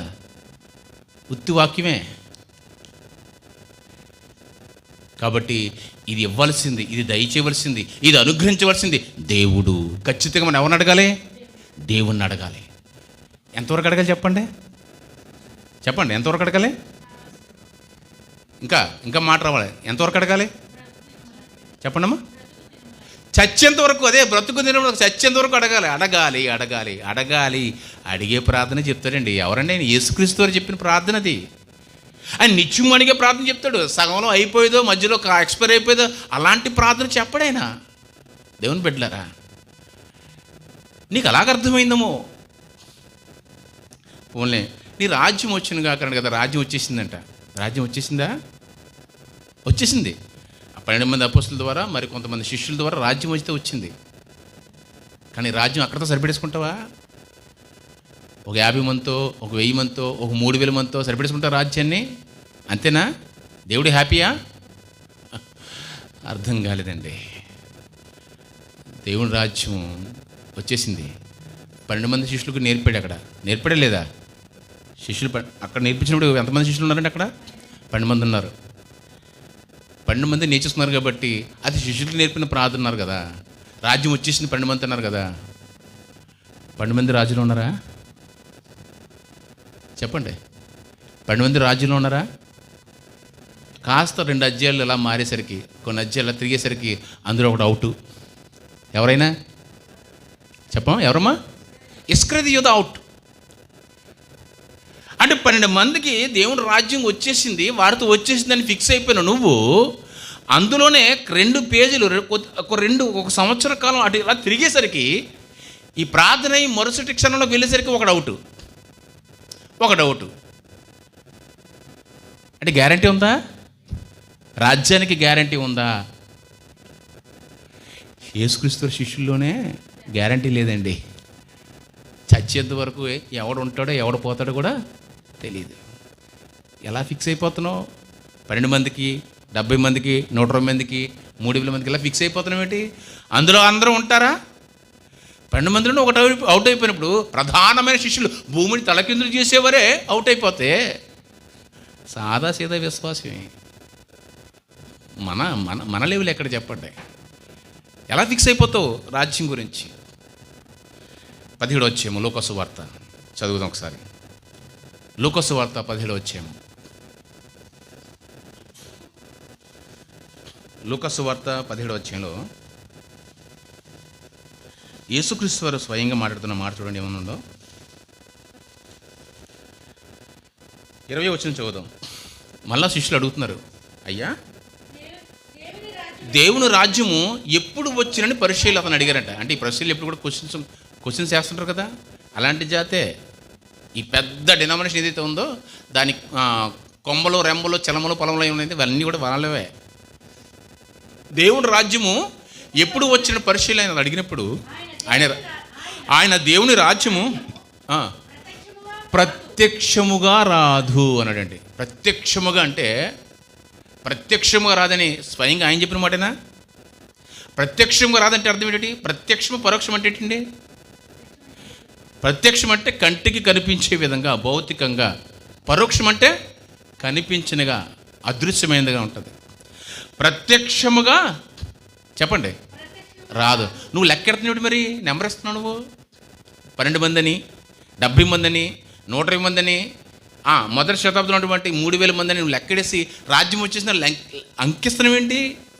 ఆయన స్వయంగా ఆయన ప్రత్యక్షముగా చెప్పడానికి వీలు పడదు, అది రాదు అని ఖచ్చితంగా చెప్తున్నాడు. అంటే అర్థం ఏంటి? అలా చెబుతున్న మరొక మాట చెప్పి చూడండి అక్కడ, ప్రత్యక్షముగా రాదు. ఎందుకనగా ఇదిగో దేవుని రాజ్యము మీ మధ్యనే ఉంది, ఇదిగో ఎక్కడని అదిగో అక్కడని చెప్ప వీలు పడదు. వాళ్ళు చెబుతున్న వాళ్ళు ఉంటారు కదండి. ఇది ఎవరైతే వేద పండితులు, జ్ఞాన పండితులు చెప్తున్నారో వాళ్ళ రాజ్యం అంట నిజమైన రాజ్యం అంట. దేవుడు ఏదైతే కోరుకున్నా ఆ రాజ్యమేనట వాళ్ళది. వాళ్ళు ఫిక్స్ అయిపోతారు. మా వాళ్ళందరూ కూడా పరలోకానికి వెళ్ళిపోతారు గ్యారంటీకి అంటారు. ఎవరైతే రక్షణ పొందారో వాళ్ళందరూ కూడా పరలోకానికి గ్యారంటీ. అంకినివ్వడానికి కానీ, ఫిక్స్ చేసుకోవడానికి కానీ, లేకపోతే మాదే పరలోకం అనడానికి కానీ ఏమాత్రం జంకరు, ఏమాత్రం వెనుకాడరు, మాదే అంటారు. అది ఆ సందర్భం ఎంతవరకు వెళ్ళిపోతుందంటే యేసుక్రీస్తు వారి మాటలు కూడా తృణీకరించే విధంగా వెళ్ళిపోతుంది. యేసుక్రీస్తు వారే స్వయంగా ఉన్నట్టుగా ఇదిగో ఎక్కడని ఈ పక్కల ఈ ఆడవాళ్ళందరూ వెళ్ళిపోతారండి అని చెప్పొచ్చా నేను? అయిపోతాను నా పని తర్వాత. అదే ఈ వీడు వెళ్ళిపోద్దండి, ఆయన వెళ్ళిపోతాడండి, ఆయన రాజ్యంలో ఉన్నాడండి అని చెప్పగలనా? చెప్పండి. వీలు పడదన్నాడు. వీలు పడదంటే పడదంతే. ఎందుకంటే ఆ రాజ్యము పొందుకున్న వాడికే కానీ ఎవరికి తెలియదు అనండి. ఎప్పుడు క్రీస్తుకు పూర్వం మహనీయుడు, మహానుభావుడు ఆయన ఎవరంటే దానియేలు భక్తుడు. 2వ అధ్యాయం 44 వచ్చిన చదవండి. ఆయన ఈ సామంతుల రాజుల కాలంలో ఒక రాజ్యం స్థాపించబడుతుంది. ఆ రాజ్యానికి అంతు ఉండదు, ఆ రాజ్యానికి అంతమే లేదు, నాశనమే లేదు. కానీ ఆ రాజ్యంలో ట్రిక్ ఏంటంటే, చదవండి 44 వచనం. ఆ రాజ్యం ఉన్నటువంటి ఒక మ్యాజిక్ ఏంటంటే చూడండి అక్కడ ఏమంటాడు. ఆ రాజుల కాలంలో పరలోకమందున్న దేవుడు ఒక రాజ్యాన్ని స్థాపించబోతున్నాడు. దానికి ఎన్నటికీ నాశనం ఉండదు. ఆ రాజ్యము దాన్ని పొందుకున్న వాడికే కానీ మరెవ్వరికి చెందదు. చాలమ్మా, అది పొందుకున్న వాడికే కానీ మరెవ్వరికి కూడా చెందదు. అది ఇక్కడుంది అక్కడుందని నేను చెప్ప వీలు పడదు అన్నాడంటే, ఇంత ఖచ్చితంగా చెబుతున్నట్టు యేసుక్రీస్తు వారు చెప్పండి, పొందుకున్న నీకును ఇచ్చిన ఆయనకి తప్ప మధ్యలో ఎవరు కూడా తెలియదు. ఈ రాజ్య వారసుడు అని నేను చెప్పడానికి వీలు పడదు. అలాగని నీ ఫ్రెండ్ కదా అని చెప్పి ఈవిడు కూడా నా జతకెత్తే పరలోకానికి వచ్చేస్తున్నా నువ్వు కూడా చెప్పడానికి వీల్లేదు. ఎందుకంటే ఇస్తున్న ఆయనకి తీసుకుపోతున్న నీకు మధ్యలో ఉంటుంది అక్కడ భజన. ఇక్కడ అందరిలోనూ మన పరలోకి వెళ్ళిపోతామని చాలా గంభీరంగా చెప్పొచ్చు, నేను చెప్పొచ్చు, మీరు చెప్పొచ్చు. కానీ వెళ్ళిన తర్వాత, పొందుకున్న తర్వాత మాత్రమే తెలుస్తుంది నువ్వు వెళ్తావా వెళ్ళవా అన్నది. ఎందుకంటే హృదయాన్ని అంతరంద్రియాన్ని పరిశోధించే దేవుడు ప్రతిదాని చీకటిలోనే కూడా బయటికి లాక్కి ఆ రోజు నిన్ను విమర్శ చేస్తాడట. అప్పుడు వరకు కూడా ఎవరికి తెలియదు. ఒక విధంగా నీవేనా భ్రమలో ఉండొచ్చేమో కానీ ఆయనకి క్లారిటీగా ఉంటుంది. నువ్వు పొందుకోవన్న విషయం ఆయన ఒక్కడు మాత్రమే తెలుస్తుంది. అంటే డౌట్, అంటే మనకి గ్యారంటీ లేనటువంటి రాజ్యము, గ్యారంటీ లేనటువంటి ఈ రాజ్యంలో మనం దినదినము గండంగా బ్రతుకుతున్నాం మనము. ఎందుకంటే అపవాదిగడు మనల్ని కబలిస్తున్నాడు, అపవాదిగడు మనల్ని ముంచేస్తున్నాడు. ఎప్పుడైతే వాడిని రాజ్యం నుంచి లాగేసుకుందామని చూస్తున్నాడు, అలా దినదిన గండంగా బ్రతుకుతున్నాం. మనకి సహాయం చేయవలసింది ఎవరు చెప్పండి? రాజ్యం ఉండాలంటే చెప్పండి. మీ దోస్తు మీకు సహాయం చేయగలరా రాజ్యం ఉండడానికి? అది మీ అయ్యగారు మీకు సహాయం చేయగలరా? లేకపోతే మీ అయ్యగారు చేయబట్టుకున్నదా నేను వెళ్ళిపోయి నువ్వు కూడా వచ్చిన చేయట్లు లాగగలరా? అయ్యగారికే దిక్కుంటుందావు. ఇది తెలుసా? నీవు మా బోటివాడి వైతివా, నువ్వు ఇక్కడికి వచ్చేసావా అంటున్నారట దయ్యాలు. నువ్వు చాలా వీరుడివి, సూర్యుడివి, డైనమిక్ స్పీకర్వి, నేషనల్ ఇంటర్నేషనల్ స్పీకర్ కదా, ఇదేంటి నువ్వు ఇంకా పరలోకంలో సింహాసనం మీద ఉంటావు అనుకుంటే నువ్వు మా దగ్గరికి వచ్చేసేవి అంటున్నాయట. ముందర వెళ్ళిపోయింది దయ్యాలు. అయ్యగారికే దిక్కులేదు అక్కడ, నీకెలా లాగుతాడు? అర్థమవుతుందండి? కాబట్టి ఇది గ్యారంటీ లేనటువంటి జీవితంలో బిక్కుమని దినదిన గండంతో బ్రతుకుతున్నటువంటి జీవితాలు ఇవి. మనకు సహాయం ఎవరు చేయాలంటే దేవుడు చేయాలి. మనకు సహాయం ఎవరు చేయాలంటే పరిశుద్ధాత్మ చేయాలి. మనకు సహాయం ఎవరు చేయాలంటే వాక్యమని యేసుక్రీస్తుడు చేయాలి. ఇది చెయ్యాలంటే ప్రతిరోజు మోకరించి, దేవా ఈ నీ అనుదిన ఆహారము మాకు ఎల్లప్పుడూ దయచేయము, ఆ దుష్టుడు మమ్మల్ని మీ నుంచి తప్పించిపోకుండా మమ్మల్ని కాపాడమని రోజు అడగాలా లేదా చెప్పండి? అడగాలంటే చేయాల్సిన ప్రార్థన కదా చెప్పండి. అది చెయ్యాలా? ఎక్స్పైర్ అయిపోయిన ప్రార్థన గమనించండి. ఎలా అర్థమైందో, ఏం అర్థమైందో దేవుని బిడ్డలారా ఈసారి చదవండి. ఆ ప్రభు నేర్పిన ప్రార్థన మొదటి నుంచి. కాబట్టి ఇలాగూ ప్రార్థన చేయండి. పరలోకమందున్న మా తండ్రి, అంటే ఈ భూమి మీద ఉన్న 6 నేల మీద ఉన్న ప్రతి మనిషి కూడా ఒక్కడే ఒక దేవుడు, ఆయన మనం నమ్ముతున్న దేవుడు అని నమ్మితే నీ ప్రార్థనలన్నీ కూడా ఎవరు చేయాలి? పరలోకమందున్న తండ్రి. నువ్వు ఇంట్లో ప్రార్థన చేసినా, క్రీస్తుకు పూర్వం ప్రార్థన చేసినా, క్రీస్తు కాలంలో ప్రార్థన చేసినా, క్రీస్తు శకంలో ఎప్పటికీ నువ్వు ప్రార్థన చేసిన ప్రతి ప్రార్థన కూడా ఎవరికి చేయాలి? తండ్రికి చేయాలి. ఇది జీవితాంతం చేయవలసిన ప్రార్థన చెప్పండి. మీ లైఫ్ లాంగ్ మీరు చచ్చిపోయేంత వరకు కూడా ఆ తండ్రికే ప్రార్థన చేయాలి. మధ్యలో ఆగిపోయి ప్రార్థన, మధ్యలో ఎవరికైనా మధ్యలో తండ్రి కాకుండా వేరే వాళ్ళు కనుక చేస్తారా? చేయరు కదా. లైఫ్ లాంగ్ మీరు చేయాలి. రెండోది, నీ నామం పరిశుద్ధపరచబడిన కాక, నీ నామం పరిశుద్ధపరచబడిన, నీ నామం పరిశుద్ధపరచబడడం అంటే ఆయనకి మహిమ తేవాలి, ఆయన గౌరవం నిలబెట్టాలి. నామం అంటే ఏంటండి? ఆయన కీర్తిని నిలబెట్టాలి. అంటే కొద్ది కాలం బాప్తిని తీసుకున్న 3-4 నెలలు మాత్రం చాలా పరిశుద్ధంగా నీ విలువ నిలబెట్టానయ్యా, నీ నామాన్ని నిలబెట్టాను. ఇంకా చాలా బాప్తిజంలో తొలి నెలలండి చాలా కరెక్ట్గా ఉంటారు. మాకు ఇలాగే ఉంటాయి, కిందకి పైకి లేగదు. ఆ తర్వాత చూడడం మన విశ్వరూపం. అయిపోయింది ప్రొబేషన్ పీరియడ్. డ్యూటీలో జాయిన్ చేసుకుంటే 3 నెలలు ఉంటుంది ప్రొబేషన్ పీరియడ్. చాలా భయంగా చేస్తారు. ఆఫర్ లెటర్ సైన్ చేస్తారు. సైన్ చేసిన తర్వాత ఇంక ఈయన చూడాలి. పక్కన కూడా పురుగులా చూస్తుంటాడు, అందరితో గొడవలే. అలా ఆ కొన్ని దినాలు మాత్రం నేను పరిశుద్ధంగా ఉంటానంటే ఆయన నామానికి గౌరవం ఉంటుందా? ఎప్పటి వరకు ఉండాలి? ఇది చచ్చేంత వరకు. నువ్వన్నా పోవాలి, దేవుడైనా వచ్చేయాలి. అంతవరకు కూడా నువ్వు పరిశుద్ధపరుస్తుడా, గౌరవపరుస్తుండాలి. ఆ గౌరవపరచాలంటే నువ్వు దినదినము దీన్ని నీ నామస్మరణం స్మరించుకుంటూనే ఉండాలి, చెబుతుంది. ఎందుకంటే ఇవన్నీ కూడా మన శక్తి సామర్థ్యాలు చేసి కాదండి, దేవుడు అనుగ్రహం లేకపోతే చేయలేం. కానీ దేవుని కృప కావాలి. దేవా, నీ నామాన్ని పరిశుద్ధపరచడానికి నేను ఏ విధంగా ప్రయాసపడాలి నాయనా, నాకు దయచేయి నాయనా. నీ నామం ఎప్పుడు కూడా నిలబడాలి, నీ నామానికి గౌరవం కలగాలి అని పాడాలి, అడగాలి, ప్రార్థించాలి. తర్వాత నీ రాజ్యం వచ్చింది కాక. ఎందుకంటే గ్యారంటీ లేని జీవితంలో దినదిన గండంగా బ్రతుకుతున్న మనకి నీ రాజ్యం రావాలి. నలుగురితో ముగ్గురితో అంకితో సరిపెట్టుకునే రాజ్యం కాదు ఇది. ప్రత్యక్షంగా కనబడదు, పరోక్షంగా ఆయన రాజ్యము మహా ప్రపంచంలాగా ఉందంట. జనులు లెక్క పెట్టలేండి. తూర్పు దిక్కు నుంచి, పడమర దిక్కు నుంచి, ఉత్తర దిక్కు నుంచి, దక్షిణ దిక్కు నుంచి కోటాను కోట్ల మనుషులు దేవుని బిడ్డలో పరలోక రాజ్యాన్ని చూసేటంటే దర్శనంలోను. ఎవరో యోహాను గారు. 3,000తో సరిపెట్టుకుంటున్నావేంటి రాజ్యం వచ్చేసిందని? కోటాను కోట్ల జనం. అలాంటి జనంలో నువ్వు నేను కూడా నా సంఘం ఉండాలి, నా పక్క సంఘం ఉండాలి, పక్క సహోదరుడు ఉండాలి. ప్రపంచంలో ఉన్నటువంటి అన్ని డినామినేషన్ వారు క్రైస్తవులందరూ కూడా ఉండాలి. అలా ఉండాలి అంటే అలాంటి పవిత్రత, పరిశుద్ధత, నిబద్ధత దేవుడు వారికి అనుగ్రహించాలి. వాళ్ళు ఉండాలని ఆయన అని నువ్వు ప్రార్థించాలనేది చెప్పండి. అలాంటి రాజ్యం రావాలని నువ్వు ప్రార్థించాలనేది చెప్పండి. ఇంకెందుకంటే చివరి మాట చూస్తే మీకు ఆశ్చర్యంగా ఉంటుంది. అసలు రాజ్యం అంటే ఎవరో కదా. రాజ్యం అంటే నువ్వు అంకిల్ లెక్కెడుతున్నావేమో. కిందకు వచ్చన్నాడు పుట్టినట్లును. రాజ్యమన్నా, శక్తి అన్నా, బలమన్నా, మహిమన్నా ఎవరంట చెప్పండి? నీవే ఉన్నావు అనండి. అంటే ఆ రాజ్యం అంటే ఇండైరెక్ట్గా చెప్పాలంటే యేసుక్రీస్తేనట. ఇప్పుడు యేసుక్రీస్తు వారు వచ్చే విధంగా ఉన్నాడా, లేకపోతే అక్కడ ఉండిపోయేలా ఉన్నాడా? ఇదిగో నేను త్వరగా వచ్చుచున్నానండి. వచ్చుచున్నానంటే అర్థం ఏంటి? వస్తాడన్నప్పుడు మనం ఏం చేయాలా? ప్రభువా తొందరగా వచ్చేని అడగాల లేదా? అంటే ఆటోమేటిక్గా నువ్వు అడుగుతున్న ప్రార్థనలో ఈ రాజ్యం వచ్చును కాకంటే రావాలనే కదా అర్థం. నువ్వు ఇక ఎక్స్పైర్ అయిపోయింది అడగొద్దన్న అంటే యేసుక్రీస్తు అక్కడ ఉంచేస్తాను అనమాట. అంటే ఇక్కడ మనం చక్కగా విందులు, వినోదాలు, డప్పులు, డమారాలు కూడా చేసుకుందామని ప్లానింగ్ అన్నాడు. యేసుక్రీస్తు నువ్వు అక్కడే కూర్చొనైనా రాజ్యం వచ్చేసింది, ఈ రాజ్యంలో మేము డ్యాన్స్లు వేస్తాం, ఇక్కడ మేము డీజేలు అయ్యని అని ఆయన ఆపేయడానికి ప్రయత్నం చేసే ప్రయాసం అన్నమాట. నీ ప్రయాసం అంతా. రాజ్యం అంటే ఏంటంటే చెప్పండి, యేసుక్రీస్తే.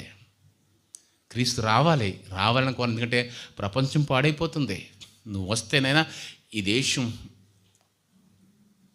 నీ బిడ్డలు, నీ రాజ్యం, నీ యొక్క మహిమ కనబడుతుందని చెప్పి నిరంతరం కోరుకోవాలి.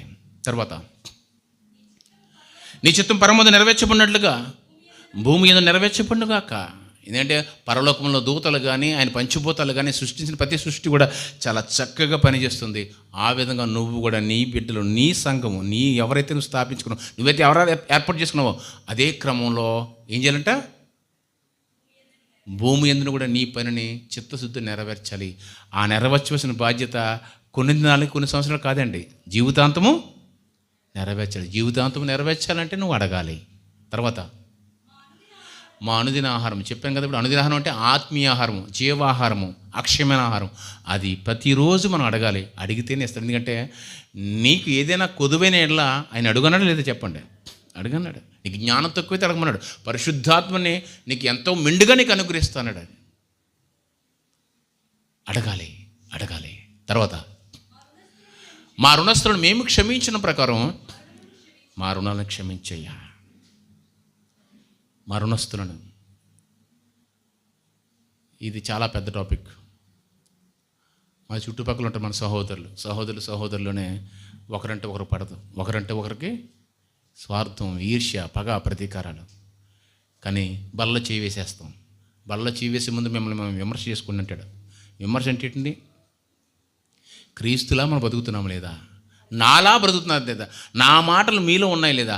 నన్ను జ్ఞాపకం చేసుకున్నది లేదా? నన్ను జ్ఞాపకం చేసుకోవడం అంటే నేనేం చేశాడంటే శత్రువును కూడా ప్రేమించాడు, నా పొరుగువాడిని క్షమించాడు. ఆయన జ్ఞాపకాలు నీలో ఉంటే నువ్వు క్షమించగలుగుతున్నావా? క్షమించగలుగుతున్నావా? క్షమిస్తున్నావా? లేదండి ఈ వారం క్షమించానండి, పై చివరం కుదరదండి అంటారా?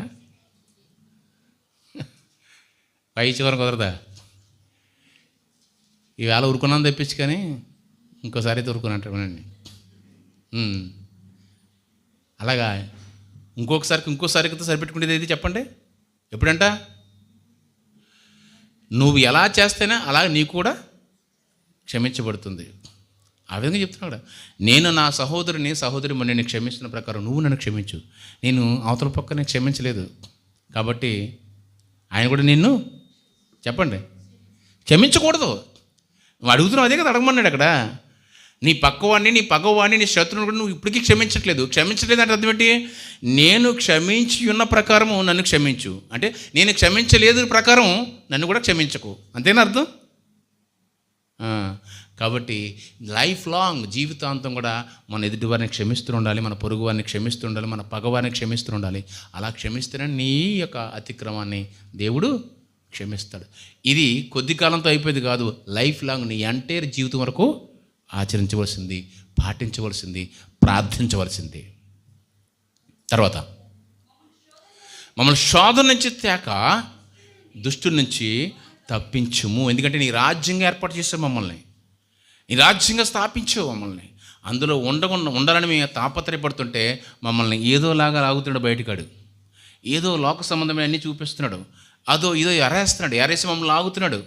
ఉరులు ఒగ్గి ఎరల వేసి వాడు మమ్మల్ని లాగి వరలో చిక్కించుకుంటున్నాడట, గంతులు వేయించున్నాడట అండి హబక్కూకు గ్రంథంలో. ఎవడో వాడు దుష్టుడు, వాడు గాలం వేసి లాగుతున్నాడట, అందులో పడిన తర్వాత వాడు గెంతులు వేస్తున్నాడంటండి. కాబట్టి అలాంటి గాలం నుంచి మనం తప్పించిన ఆయనని ఒక వారం అడిగితే కుదరదు, 2 వారాలు అడిగితే కుదరదు. ఎప్పుడు అడగాలి? లైఫ్ లాంగ్ అడగాలి. లైఫ్ లాంగ్ అడగాలంటే లైఫ్ లాంగ్ నువ్వు ప్రార్థించాలి. అంటే ఇది కంటిన్యూ అయ్యే ప్రార్థనలా కనబడుతుందా, లేకపోతే మధ్యలో ఆగిపోయే ప్రార్థనలా కనబడుతుందా?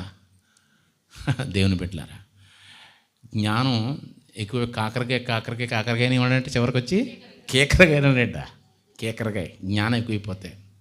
అలాంటి పరిస్థితి కొంతమంది ఒక పెద్ద సంస్థగా పిలువబడుతున్నటువంటి సంస్థ ఉంది. దాంట్లో నుంచి కొన్ని కొమ్మలు రెమ్మలు ఉన్నాయి. కాబట్టి అలాంటి వారితో మీరు కరెక్ట్గా చెప్పండి, ఇది పరలోక ప్రార్థన కాదు, ప్రభువు నేర్పిన ప్రార్థన. అంత మాత్రమే కాదు, ఇది నిత్యము చేయవలసిన ప్రార్థన. నిత్యము అనే రాజ్యములో ఉంటూ రాజ్యము కొరకు ప్రయాసపడుతూ దేవుని గోజారవలసిన ప్రార్థన. అందుకే మనం కూడా ఈ లాస్ట్లో నేను పరలోక ప్రార్థన చేద్దామని అన్నానండి. మరి మీరు అందరూ ఎలా ఆలోచిస్తుందో తెలియదు కానీ ఈ ప్రార్థనలో 7 ముఖ్యమైన అంశాలు. ఎందుకంటే తెలుసు 7 అంటే సంపూర్ణం. సిలువలో పలికిన మాటలు కూడా 7. అలా మన ప్రార్థన సంపూర్ణతలోకి రావడానికి ఇప్పుడు వరకు ఎన్నో ప్రార్థన చేస్తాం. ప్రారంభ ప్రార్థన చేస్తాం, మధ్యలో ప్రార్థన చేస్తాం, వాకింగ్ కొరకు ప్రార్థన చేస్తాం. ఇలా ఎన్ని ప్రార్థన చేసినా ఆ ప్రార్థన మన స్వార్థం ఉండొచ్చేమో, మన అహం ఉండొచ్చేమో, మన డంభం ఉండొచ్చేమో. కానీ క్రీస్తు నేర్పిన ప్రార్థనలో ఏమాత్రం ఇలాంటి వాడికి తావు ఉండదు. ఖచ్చితంగా ఇది దేవుడు నేర్పిన ప్రార్థనతో మన ఆరాధన పూర్తి చేస్తే దేవుడికి అంగీకారంగా ఈ ఆరాధన వెళ్తున్న ఉద్దేశంతో చివరిలో ఆ ప్రార్థనే నేర్పించే రీతిలో దీన్ని యాడ్ చేస్తాను తప్పించి కానీ మీకు ఆశీర్వాదంగా మాత్రం అనుకోకండి. ఎందుకంటే ఆశీర్వాదం ఆటోమేటిక్గా ఆయన ఇస్తానండి. ఎందుకంటే ముందర నా నీతి రాజ్యాన్ని, నా నీతి ప్రార్థనలు మీరు చేయగలిగితే, అలాంటి ఉద్దేశాలతో మీరు ఉండగలిగితే, నడవగలిగితే మీకు అక్కరగలు అన్నీ కూడా నాకు తెలుసు, నేను ఇస్తానన్నాడు. కాబట్టి ఏది అడగాలో మనం తెలుసుకోవాలి, ఏది అడగకూడదో తెలుసుకోవాలి, ఏది చెయ్యాలో తెలుసుకోవాలి, ఏది చేయకూడదో తెలుసుకోవాలి. ఏది ప్రభువు నేర్పిందో అది మనం గుర్తించుకొని ఆయన అడగాలి. కాబట్టి అలాంటి ప్రార్థనే అపోస్తులు కానీ శిష్యులు కానీ పరలోక ప్రార్థన చేయలేదు. ప్రార్థన చేశారే చెప్పండి, వాళ్ళు తర్వాత కాలంలో చేశారా? అపోస్తులు అంటే ఆపేశారంటే ప్రార్థన చేయకుండా. వీళ్ళు చెప్తున్నారు అలాగని. తర్వాత వచ్చిన పేతురు గారు ప్రార్థన చేయలేదా? తర్వాత వచ్చిన అపోస్తులైన పౌలు గారు ప్రార్థన చేయలేదా? ఆ తర్వాత తిమోతి గారు ప్రార్థన చేయలేదా? లేకపోతే తీతు గారు ప్రార్థన చేయలేదా? చెప్పండి. ప్రార్థన చేశారా? ప్రార్థన చేశారు. ప్రార్థన చేస్తే ఎక్కడ చేస్తారు? పరలోకానికే కదా చేస్తారు. పరలోకానికి తండ్రికి చేస్తారు. అంటే ప్రభు నేర్పిన ప్రార్థన చేస్తారు తప్పించి కానీ దానికి మించినటువంటి దాటిన ప్రార్థన ఖచ్చితంగా చేయరు. ఎందుకంటే ఆయన ఏవేవి నేర్పించాడో అవే బోధించమని చెప్పాడు కనుక వాటి తప్పించి వెళ్ళరు. మేరకు మించి మేము ప్రవర్తించమన్నాడండి. ఒక కొలమని ఇచ్చాడు, ఆ కొలమని యేసుక్రీస్తు మా కొలమని ఇచ్చాడు, దానికి మించి మేము ప్రవర్తించము. ఆ కొలత లోపలనే మేము ప్రార్థన చేస్తాము, పాటిస్తాము, నడుస్తాము అని చెప్పినటువంటి వాళ్ళు ప్రార్థన చేశారు వాళ్ళు. కానీ నువ్వు అనుకున్నట్టుగా పరలోక ప్రార్థన నీ టైటిల్ పెట్టి మాత్రం చేయలేదు. ఎందుకంటే ప్రభువు నేర్పిన ప్రార్థన వాళ్ళు చేశారు. అది చేయమని మనకు చెప్పారు. ప్రభు ఏమైతే నేర్పించాడో నేను అలా నడుచుకున్నాను కనుక మీరు కూడా అలాగే నడుచుకోండి. ఎందుకంటే క్రీస్తుని పోలి నడుచుకున్న ప్రకారం మీరు కూడా అలా నడుచుకోండి. ఎందుకంటే క్రీస్తు పోలి నేను ఆయన చేసిన ప్రార్థన చేశాను కనుక మీరు కూడా నేను చేసిన ప్రార్థన మీరు చేయడని సగౌరవంగా చెప్పగలిగారు. కాబట్టి ఈ ప్రార్థన ప్రభు నేర్పిన ప్రార్థన జీవితాంతం మనం కూడా చేయవలసిన ప్రార్థన, మన చచ్చేంత వరకు లేదంటే ప్రభు వచ్చేంత వరకు. మరొక ముఖ్యమైన విషయం, ఈ మధ్యన మన మధ్యన నుంచి వెళ్ళిపోయినటువంటి ఒక ఆయన, పెద్ద ఆయన, మీకు తెలుసు ఎవరైనా, అన్యాయంగా హతసాక్షిగా ఆయన చంపేసిన ఆయన ప్రవీణ్ పాట గారు. ఎంతో ఇష్టమైన ప్రార్థన అండి ప్రార్థనకి. ఆయన రాజ్యం గురించి ఎక్కువ తాపత్రయపడుతుంటాడు, తెలుసు కదా మీకు. ఎక్కడైనా సరే కానీ ఒక మీటింగ్కి వెళ్ళాడంటే చిట్ట చివరిలో ఆ మీటింగ్కి వచ్చిన వాళ్ళందరినీ కూడా పైకి నిలబెట్టి అందరిని నించోబెట్టి ఈ ప్రార్థన చెప్పకుండా ఆయన ఆ మీటింగ్ని ముగించడు. ఆయనకు అర్థమైంది. అందుకే అలా అర్థమైన వాళ్ళని ఈ లోకంలో ఉంచరు దుష్టులు. కాబట్టి ఈ ప్రార్థన ఎల్లప్పుడూ చేయవలసిన ప్రార్థన, ప్రభు వచ్చేంత వరకు మనం పోయేంత వరకు. కాబట్టి ఈ విషయం మీకు అర్థమైందని ఆశిస్తూ మాటలు ముగిస్తున్నాను. ప్రార్థన చేసుకుందామండి. మహోన్నతుడా, పరిశుద్ధుడా, దయగలిగిన తండ్రి, కృప కలిగిన దేవ, విలువైన శ్రేష్టమైన మీ కృపను బట్టి మరికొన్ని విలువైన సంగతులు మాకు వినిపించారయ్యా. అవును తండ్రి, ఈరోజు ఈ సమాజంలో తండ్రి అనేకమైనటువంటి ద్వంద్వార్థాలతో విభిన్నమైన కథనాలు, విభిన్నమైన వాదనలు తండ్రి సమాజంలో చొరబడ్డాయి ప్రభా. మాలో మాకు ఐక్యత లేకుండా, మాలో మాకు విభిన్నమైనటువంటి పరిస్థితుల్లో తండ్రి మమ్మల్ని నెట్టేస్తూ తండ్రి సహవాసం సాంగత్యం లేకుండా నన్ను మీ నామానికి దోషం కలిగే విధంగా తండ్రి మా పరిస్థితులు కొనసాగుతున్నాయి. వాక్యాన్ని అర్థం చేసుకోక, మీ మనసును అర్థం చేసుకోక, మీరు ఇచ్చినటువంటి అమూల్యమైన దివ్యవాక్కులను తండ్రి మేము సరిగ్గా పరిశీలన చేయక, నేను ఏది సత్యమో ఏ అసత్యమో గ్రహించలేని పరిస్థితిలో ఈరోజు కొంతమంది నీ బిడ్డలు తండ్రి పడిపోతున్నారయ్యా. అలాంటి వారిలోంచి మమ్మల్ని పైకి లేపిన తండ్రి నీ విలువైన సంగతులు తండ్రి, లోతైన భావాలను తండ్రి మాకు వినిపించారయ్యా. అందుని బట్టి మీకు స్తోత్రం తండ్రి. విన్న మాటల ప్రకారం ప్రతి బిడ్డని కూడా తండ్రి ఈ మాటల్లో వాళ్ళ హృదయాలు స్థిరపరిచి, పొందుపరిచి, బలపరిచి మీకు నమ్మకమైన సాక్షులుగా, నీకు విలువైన బిడ్డలుగా తండ్రి నీ రాజ్య వారసులుగా తీర్చిదిద్దమని యేసు నామమున ప్రార్థన వేడుకొంచున్నాము తండ్రి. ఆమేన్. అందరికీ వందనాలు.